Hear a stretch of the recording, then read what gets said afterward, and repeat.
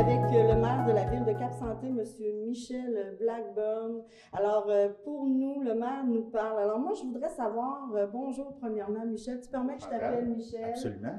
Bon, alors, je voudrais savoir comment on planifie un plan d'aménagement pour une ville, comme une ville de Cap-Santé. C'est une très longue démarche qui commence par l'adoption d'un plan d'urbanisme. Alors, à Cap-Santé, ça, c'est une planification qui se fait souvent aux 10, 15, 20 ans. Ça s'appelle donc la réalisation du plan d'urbanisme. Ce plan-là, il est réalisé avec des urbanistes dans lequel on va identifier les grandes affectations du territoire, que ce soit la vocation résidentielle, commerciale, industrielle, récréative. Alors là, on va planifier comment la ville va se développer pendant les prochaines années. Une fois que cette démarche-là est commencée, la population du moment est invitée à venir prendre acte de ce que le conseil a planifié. Donc, à Cap-Santé, ça s'est fait en 2013. Et puis, la population de 2013 a été consultée sur le plan. Donc, v'là 10 ans, mais v'là 10 ans, ça ne veut pas nécessairement dire que le conseil ici élu était le même. Non, absolument pas. Il était complètement différent, en fait.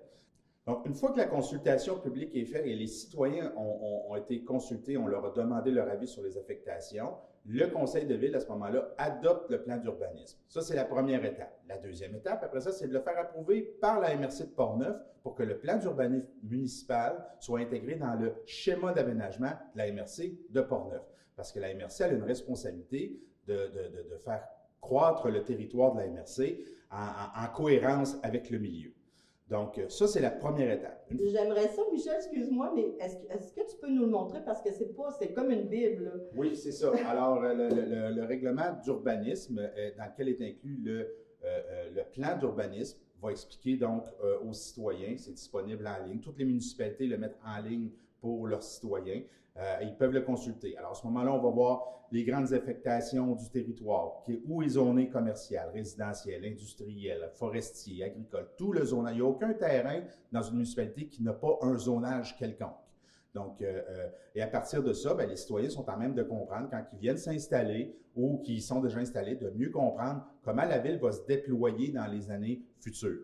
Donc, une fois que ça c'est dit, une fois que la municipalité a adopté son plan d'urbanisme, une fois que la MRC de la Portneuf l'a accepté et intégré dans son schéma d'aménagement, après ça, le conseil le met en action. Puis les gens, eux autres, quand vous acceptez ou quand vous montez le plan d'urbanisme, les gens ont leur mot à dire. C'est vraiment, ils peuvent venir faire des modifications ou demander des modifications. Bien, tout à fait. Bien, évidemment, on ne fait pas ça toutes les années. Ben non, hein? On ne peut pas refaire un plan d'urbanisme à toutes les années. Alors, ça, c'est des grands plans de 10, 15, 20 ans. Le nôtre a 10 ans. Et puis, les citoyens, en 2013, à Cap-Santé, ont eu toute la latitude de venir se prononcer sur l'aménagement du territoire et sur la vision qui était proposée pour le développement de la municipalité. Alors, et clairement, le plan d'urbanisme qu'on a actuellement est conforme aux aspirations citoyennes de ce moment-là. Mm-hmm. Donc, par la suite, dans le fond, ils ont fait, vous avez voté, vous avez envoyé ça à la MRC, et c'est encore ce plan-là qui est pour la ville présentement en 2023. Absolument. Alors là, nous, le conseil municipal, quand notre urbaniste va émettre des permis de construction, il va s'assurer que les demandes de permis soient conformes à la réglementation. Il va arriver, évidemment, dans le temps, que des situations imprévues ou des nouvelles solutions soient amenées par le conseil pour modifier un petit peu le plan d'urbanisme. À ce moment-là, on embarque dans un autre processus. Alors là, on va faire des modifications de zonage. C'est possible de le faire. On n'est pas prisonnier du plan d'urbanisme. À ce moment-là, c'est toute une nouvelle séquence d'événements qui s'amorce, notamment le dépôt d'un avis de motion indiquant aux citoyens que nous avons une intention de modifier un règlement, un des premiers dépôts de projet de règlement qui va leur indiquer la nature de la modification envisagée. Ensuite de ça, il y aura une consultation publique, donc une séance d'information dans laquelle on va inviter les citoyens impactés directement par la modification. Là, ce n'est pas tous les citoyens de la municipalité qui sont interpellés. Ceux qui sont intéressés, bien sûr, peuvent y participer, mais essentiellement, ce sont les citoyens qui sont dans la zone ou en périphérie de la zone qui pourront venir se prononcer et éventuellement, s'ils le désirent, s'opposer à une modification réglementaire. Et je pense qu'eux reçoivent directement un avis disant qu'il va avoir, ou ils peuvent écouter ou aller sur le site de la ville ou Oui. La façon de les informer. Encore une fois, tout est normé. Hein. Il faut aviser les citoyens dans des plateformes reconnues d'information. Oui. Pour la Ville de Cap-Santé, ça va être sa plateforme Internet. Mais en plus, on va en rajouter pour faciliter l'accès à l'information. Donc, la Ville elle a une responsabilité d'informer, mais le citoyen aussi la responsabilité de s'informer lui aussi. Donc, on ne fait pas du mailing nécessairement porte à porte, là, mais on respecte toutes les municipalités respectent les règlements, les lois pour la mise en l'information de cette modification-là. Alors, une fois que les citoyens se sont prononcés, venus s'informer, alors là, le Conseil, avant d'adopter le règlement, retourne en délibéré s'il le désire, hein, pour idéalement aller voir quelles sont les objections amenées par les citoyens et citoyennes et est-ce qu'on peut bonifier la modification de zonage pour la rendre acceptable socialement par la population. Donc, c'est une occasion pour le Conseil de raffiner sa proposition, des fois de la modifier légèrement ou de façon substantielle pour arriver à ses fins de développement, mais tout en étant en concordance avec les aspirations citoyennes et le milieu. Et le plan d'urbanisme aussi. Bien là, à ce moment-là, le plan d'urbanisme va être modifié. En fait, le règlement de zonage va être modifié. Et encore une fois, il va être quand même soumis à l'approbation de la MRC. Alors, est-ce qu'il est en concordance avec le schéma d'aménagement de la MRC de Portneuf? Parce que la MRC de Portneuf pourrait dire, malgré vos ambitions municipales, il se pourrait que la MRC refuse notre modification réglementaire parce qu'elle ne sera plus en concordance avec le grand plan d'aménagement de la MRC de Portneuf. Et donc, dans ce temps-là, ils reviennent. Ben à ce moment-là, on recommence. On peut recommencer à zéro. Okay. Alors, la municipalité, là, une fois que. C'est très rare, hein, parce que généralement, les municipalités s'arrangent pour faire des modifications de zonage qui sont en concordance avec les aspirations citoyennes, mais aussi avec le milieu. Donc, des grands changements de zonage, c'est plus difficile. Des petits changements mineurs, ce serait généralement assez facile à réaliser.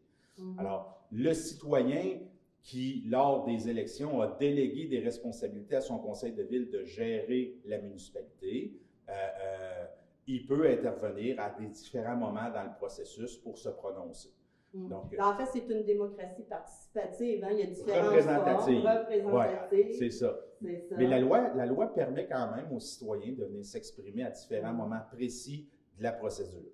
Mais effectivement, on peut entendre des fois que les conseils de ville ne sont pas à l'écoute de leurs citoyens. Bien, par mon expérience, c'est très rare parce que une fois qu'on a pris acte et qu'on a compris notre plan d'urbanisme et qu'on le développe en conséquence, c'est aux citoyens aussi de le comprendre, ce plan-là.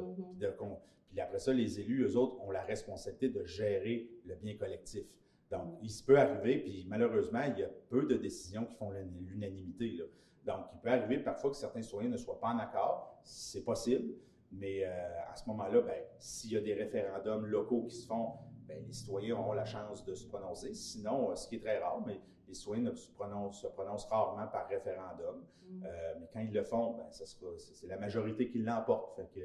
C'est ça, une démocratie. C'est ça, effectivement. Puis, des fois, ils disent dans les conseils de ville, là, pour nos auditeurs, là, on va aller signer le registre pour voter contre ou pour voter pour. Ça, c'est à la suite des 3 dépôts de projet? Ou... Mais en fait, c'est une démarche préliminaire avant d'amorcer un processus référendaire. Parce que c'est bien beau dire on va se prononcer contre, mais il faut quand même qu'il y ait un minimum de personnes qui soient intéressées à faire cette démarche-là. Alors, quand on invite les gens à une signature de registre, c'est que la loi prévoit, avant d'amorcer une procédure qui peut être coûteuse aussi en énergie et en argent, c'est de dire, les citoyens sont invités à se présenter à un lieu particulier pour signer un registre qui confirme leur intérêt à amorcer un processus référendaire. Alors, ça, c'est tout normé aussi en fonction du nombre d'électeurs visés. Il y a un nombre minimum de signatures requises pour amorcer le processus référendaire. C'est combien à peu près? Je ne connais pas le pourcentage par cœur, mais c'est une portion, pas représentative quand même, mais c'est pas énorme. Ça prend pas la moitié des gens pour amorcer un processus. OK. OK. Mais l'important, en fait, je pense, c'est pour les citoyens de chacune des villes ou des municipalités de la MRC de Portneuf, c'est de se renseigner, puis de venir poser des questions au conseil de ville. Vous êtes là pour ça, je pense, hein? Oui, oui, absolument. Puis des fois, on mélange un petit peu je pense que la notion de démocratie est mal comprise parfois. Hein, on n'est pas dans un modèle de démocratie directe à la grecque, là, hein? On est un modèle de représentation représentative. On a voté pour des élus pour qu'ils nous représentent et qu'ils prennent des décisions à notre place. Ces décisions-là peuvent parfois nous plaire, parfois elles ne nous plairont pas. Alors, c'est pour ça qu'on a des élections aux 4 ans. Hein? Alors, on a la chance de se reprononcer aux 4 ans. Est-ce que les gens ont satisfait nos aspirations?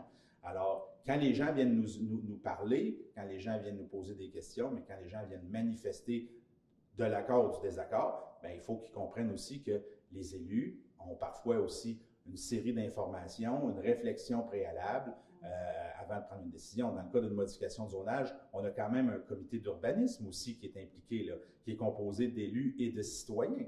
Alors, ces gens-là... Les ingénieurs aussi, je crois. Là, bien, notre personnel, évidemment, notre personnel comme membre de référence dans les comités sont là pour nous guider. Mais à la fin, c'est qu'il faut se rappeler, c'est qu'il y a quand même un sous-groupe avant les élus, donc le conseil consultatif, le comité consultatif d'urbanisme, qui est là pour aider le conseil à prendre sa décision en lui faisant des recommandations positives ou négatives sur des modifications apportées. Alors, ces gens-là sont généralement pris partout sur le territoire, ont un détachement avec les décisions locales parce qu'ils ne sont pas partie prenante. Fait qu'on est capable on recherche toujours l'objectivité dans notre réflexion et on essaie d'éviter l'émotivité. Oui.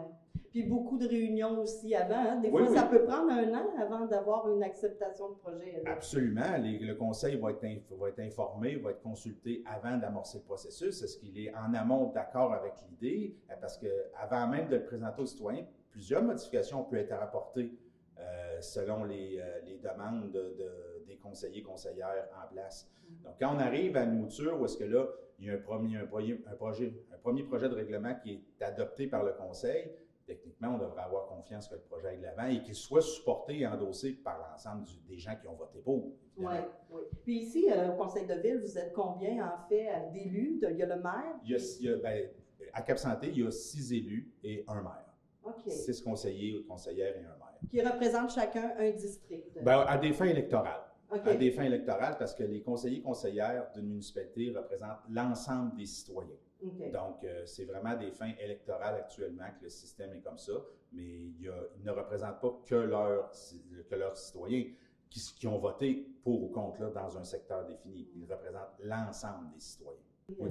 Bien, écoutez, les séances publiques, là, c'est un moment très formel où la municipalité va exprimer par résolution ses actions.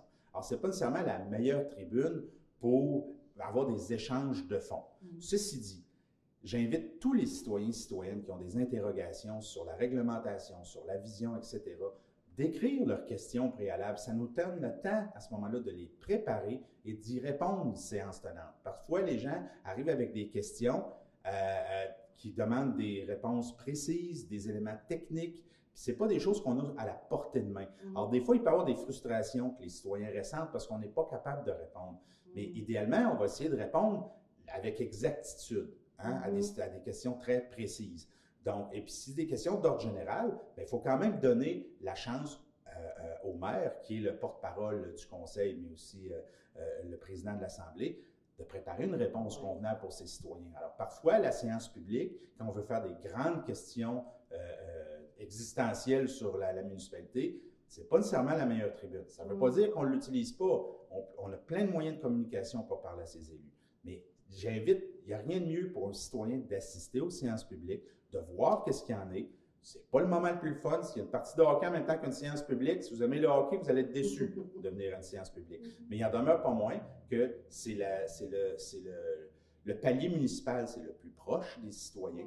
C'est nous qui avons la responsabilité de gérer les rues, l'eau, les vidanges, la police, les pompiers. Donc, c'est un milieu très important pour le citoyen pour toute sa vie, en fait. Hein? Ouais. C'est là où il va passer le plus de temps, c'est au travail et à la maison dans sa municipalité. Donc, je vous invite à venir nous voir, à écouter déjà, voir c'est quoi une séance publique. Oui. Hein? Puis après ça, à partir de là, poser des questions sur les sujets qui ont été abordés. Déjà, ça aide. Puis même, je dirais, est-ce que le courriel, est-ce que tu nommes le courriel, il est très accessible là, sur le site de la ville de Cap-Santé. Tous les élus ont leur adresse d'inscrite dans une rubrique du conseil de ville.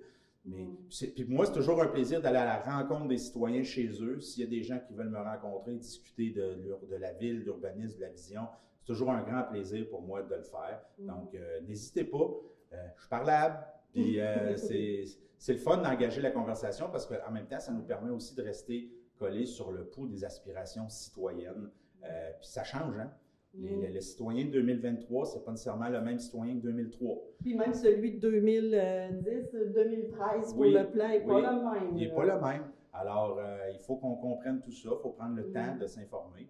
Puis, généralement, quand on a pris le temps de s'expliquer avec les bonnes informations, il y a beaucoup de nœuds qui se dénouent. Oui, puis moi j'aurais tendance à dire aussi, quand on commence à s'impliquer, on prend un peu de recul, on apprend, là on commence à comprendre un peu plus le processus. Oui.